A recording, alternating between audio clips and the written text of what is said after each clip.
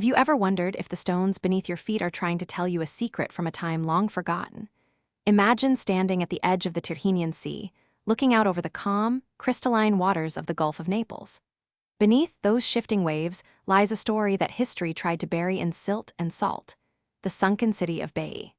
Once the most decadent playground of the Roman elite, a place where emperors and senators retreated to indulge in hedonistic pleasures. It now rests in a tomb of silence. But what if I told you that the silence is not absolute? Local fishermen have whispered for generations about strange, rhythmic vibrations echoing from the seabed. These are sounds that mimic the tolling of heavy, rusted bells, even though no belfry remains intact. How can a city, drowned beneath tons of water for centuries, still hold the resonance of its former life? Baiae did not fall to an invasion or a slow decay. It was claimed by the earth itself, as volcanic instability caused the land to slowly subside into the dark abyss. Today, divers drift through the remains of marble statues and intricate mosaic floors. They navigate streets that were once paved with gold and arrogance. Some believe the structural shifts beneath the seafloor create these acoustic anomalies, a trick of geography playing with the mind.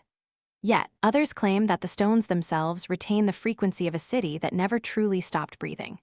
As you descend into the blue gloom, the water pressure hums against your suit, and you cannot help but wonder: are those faint, metallic echoes merely the groan of shifting rock, or is the ghost of Rome still ringing its alarms from the deep? The truth is swallowed by the tide, leaving us to listen to the hollow, rhythmic pulse of a kingdom beneath the waves. How does a military force of thousands simply dissolve into the dust of an unforgiving landscape, leaving behind nothing but whispers in the wind? We look back to the year 53 before the Common Era, to the aftermath of the disastrous Battle of Carrhae, where the Roman Republic suffered one of its most crushing defeats against the Parthian Empire. History records that many legionaries were taken captive, but a persistent, haunting theory suggests that a small detachment managed to break free. They embarked on an arduous odyssey that led them deep into the heart of the Gobi Desert.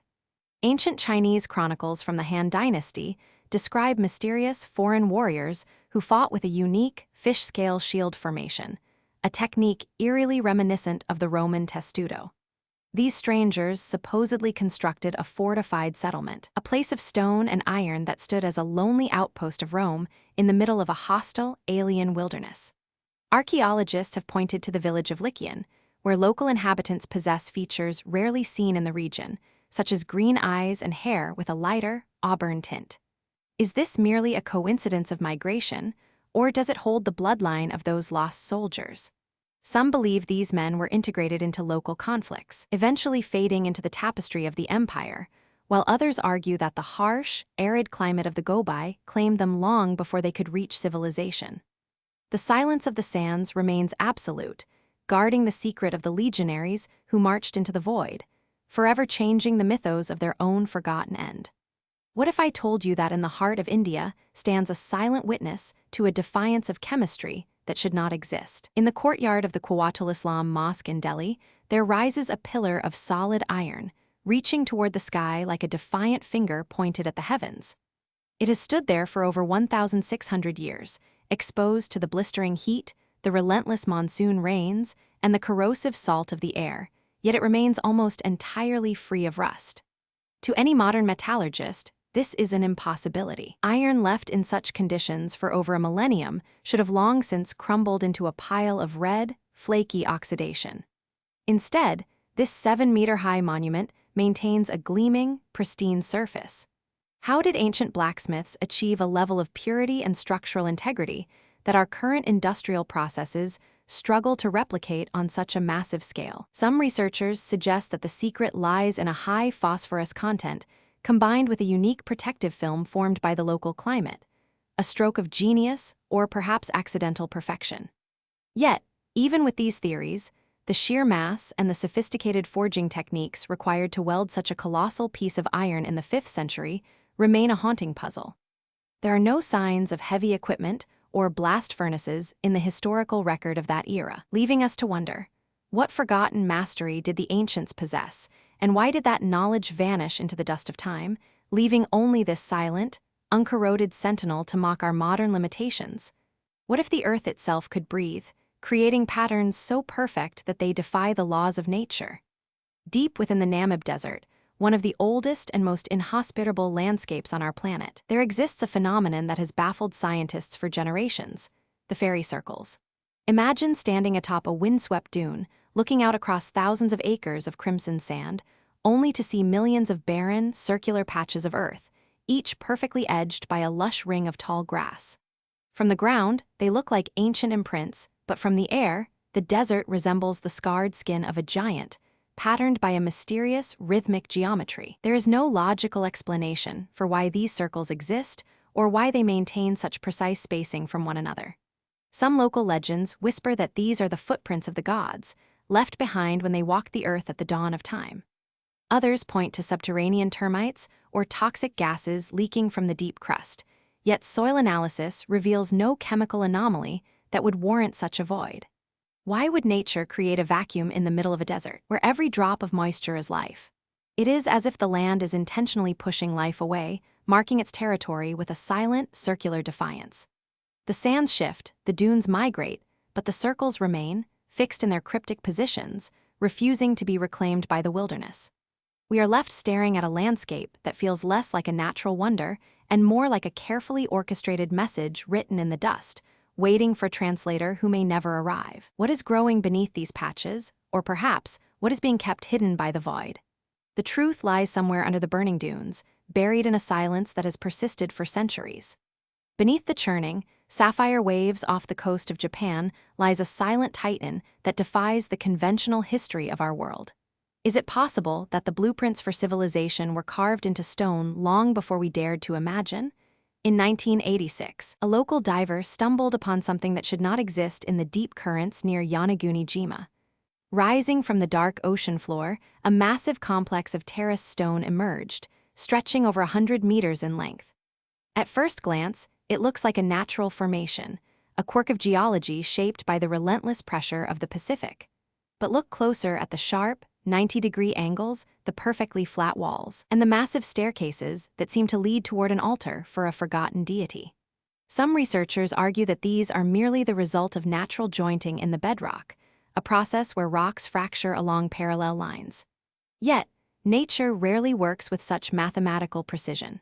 There are circular holes carved perfectly into the rock, as if intended to hold pillars, and carvings that some interpret as animal effigies or ancient symbols. If this monument is truly man-made, it must have been constructed at least 10,000 years ago, during an era when human beings were supposedly confined to primitive tools and nomadic lives.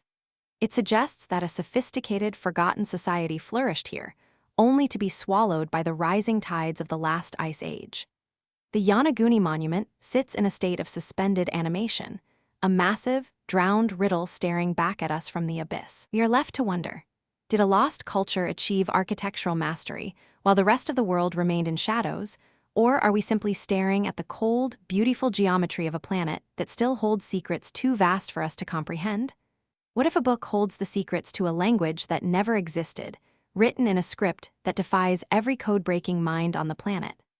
Imagine flipping through parchment, stained with the dust of centuries, staring at illustrations of plants that no botanist can classify and star charts that do not align with any known corner of our cosmos.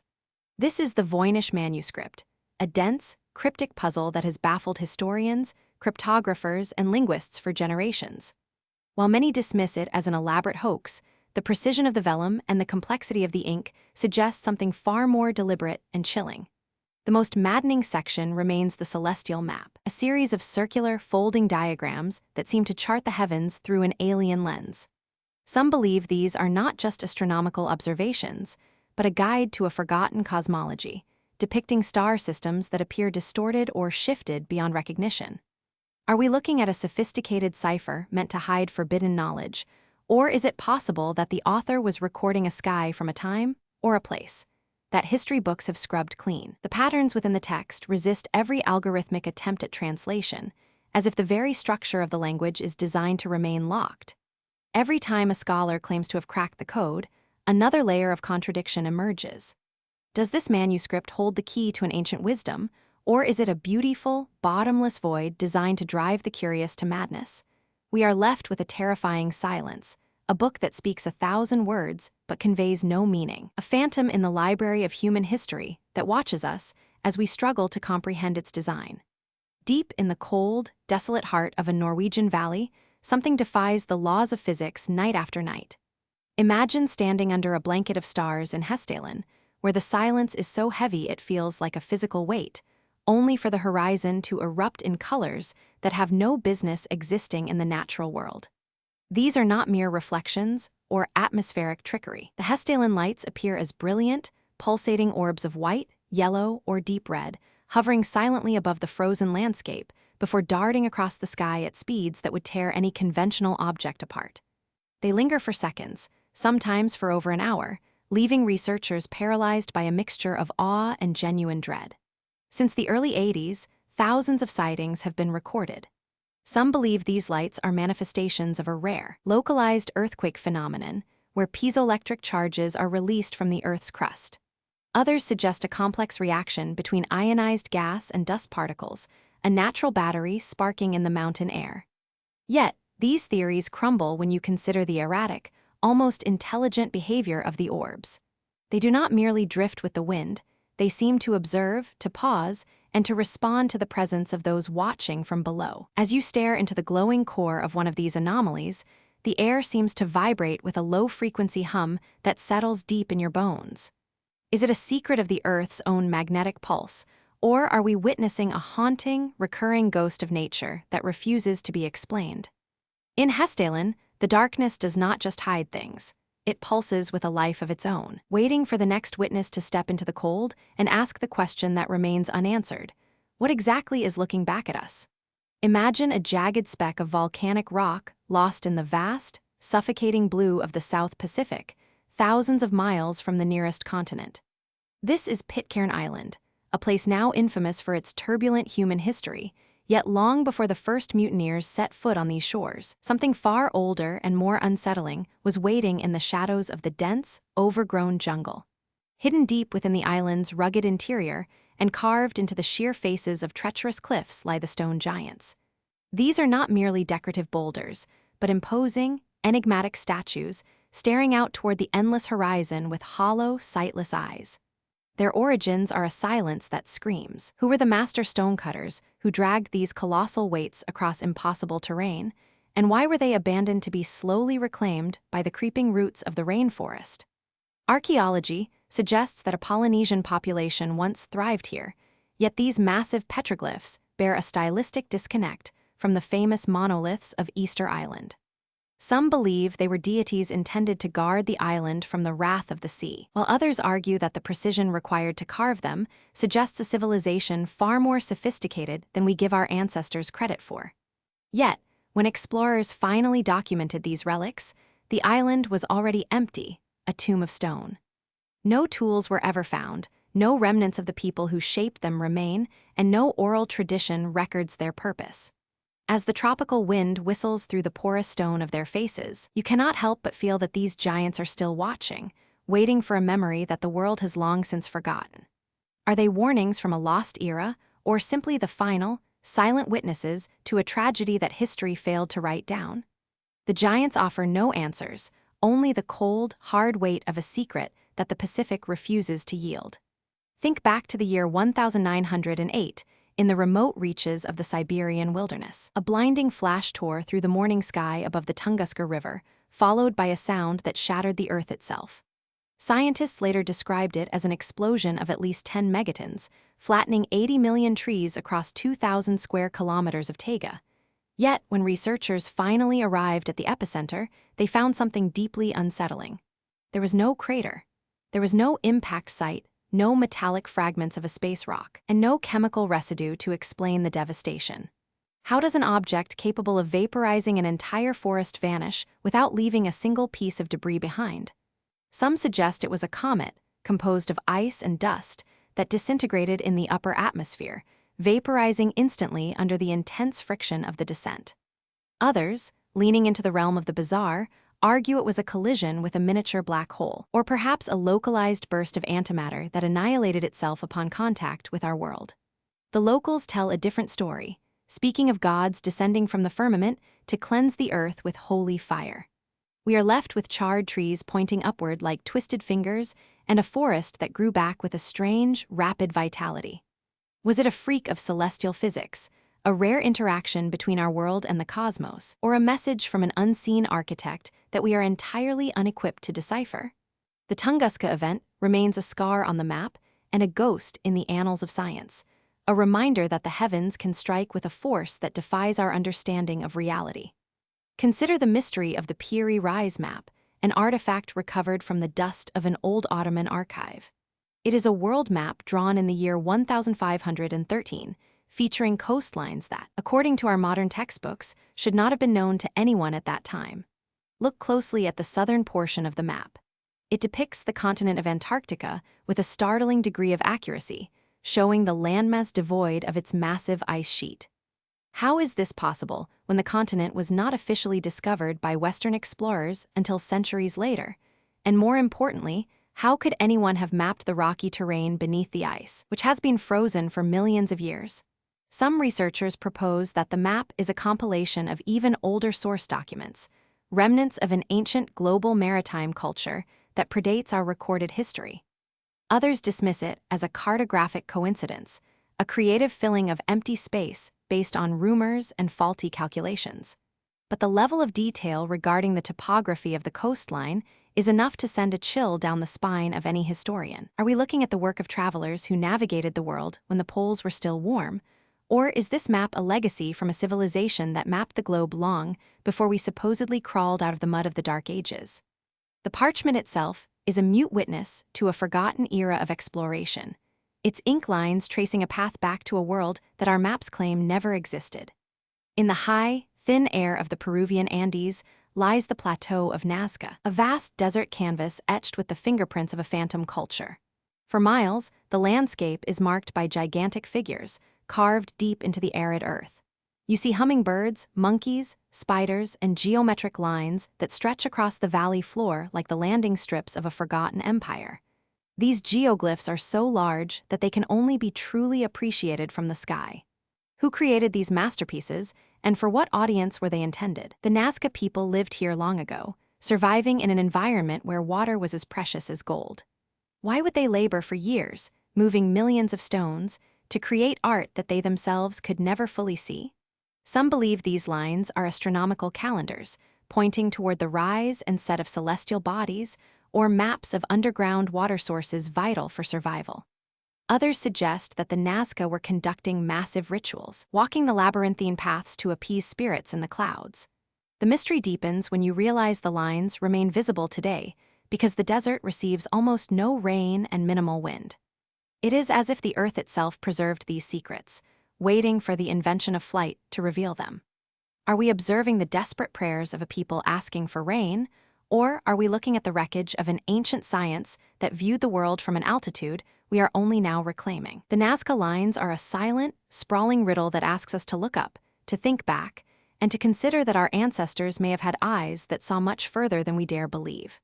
Deep beneath the streets of Paris, there exists a world that most residents never see, a subterranean city of the dead that stretches for hundreds of miles. The catacombs are a maze of bone and shadow, containing the remains of over 6 million people. But among the endless rows of carefully arranged skulls and femurs, there are areas that remain restricted, sealed away from the public gaze. Whispers among urban explorers speak of secret chambers where the bones were arranged in patterns that hold no relation to Christian burial rites. Some claim that the deeper you descend, the more the air feels thick with an intelligence that refuses to be ignored. Is it a mere burial site, or is there something buried within these walls that was meant to be forgotten forever? There are stories of explorers who entered the maze and never returned, their flashlights fading into the darkness as they wandered into tunnels that seem to shift and reset when no one is looking. Is the labyrinth of the catacombs simply a historical monument to the mortality of Paris, or does it guard something that was intentionally hidden beneath the foundations of the city? The silence of the stone tunnels is heavy, and the cold, unblinking sockets of millions of skulls seem to track your movement through the dark. You are never truly alone down there, and the deeper you go, the more you realize that the living have built their world directly on top of something that does not sleep. Imagine a village in the far northern reaches of the Arctic, where the environment is so brutal that existence itself feels like an act of defiance. In the year 1930, a fur trapper approached the village of Engakuni. He knew the inhabitants well, as it was a place he frequently visited for supplies and trade. But when he arrived, the village was deathly quiet. There was no smoke rising from the hearths, no barking of dogs, and no welcoming faces. Inside the cabins, meals were left sitting on tables, as if the residents had simply walked away mid-bite. Weapons and tools remained untouched, and the cache of food was still full. Even the cemetery was found to be disturbed, with graves opened and left empty. Where could an entire population go in the middle of a frozen, featureless tundra, leaving all their possessions behind? Theories range from a sudden, panicked evacuation due to an unknown plague, to animal attacks, or even an alien abduction in the remote silence of the night. But no bodies were ever recovered, and no trail was left in the snow. The village of Engakuni became a ghost story, a place where people were literally plucked from reality, leaving only the biting wind to fill the space where a community once stood. We are left with the chilling image of a life interrupted, a dinner table set for guests who will never return, and the unsolvable question of what force could command such a total and sudden disappearance. The Arctic wind still howls through the abandoned huts, a mournful sound that seems to carry the echoes of those who vanished into the white abyss. What lies behind the veil of history, where the lines between myth and reality become blurred? We are explorers of the unknown, standing at the edge of the abyss, peering into the shadows that light refuses to touch. From the iron that does not rust to the cities that hide beneath the waves, our world is not the static, understood place we are taught in classrooms. It is a tapestry of enigmas, a puzzle with half the pieces missing. Every mystery we uncover is merely a gateway to another, deeper question that ripples through time. We look back at the giants of stone, the manuscripts of alien ink, and the lights that pulse with an intelligence we cannot name. We find that the more we learn, the more we realize how little we truly understand about the world we call home. Perhaps some secrets are not meant to be solved. Perhaps they are meant to exist as they are, as silent sentinels, as warnings, or as the beautiful, haunting reminders of a past that is far more vast, far more strange, and far more terrifying than we can possibly imagine. So, as you walk through your day and look at the world around you, consider what might be hidden just beneath the surface of the mundane. The next time you see a ripple in the water, a pattern in the sand, or a light in the sky, do not be so quick to look away. Something is watching from the depths of history, waiting for us to stop guessing and start truly seeing. The journey into the dark has only just begun, and the silence of the world is waiting for you to listen to its story. What else remains hidden in the cold, unyielding shadows of the earth? We may never know, but the mystery is what keeps us awake, what drives us forward, and what leaves us standing in awe of the infinite, unsettling beauty of the unknown. Stay vigilant, keep questioning, and remember that in the world of dark mysteries, the truth is often much stranger than the fiction we tell ourselves.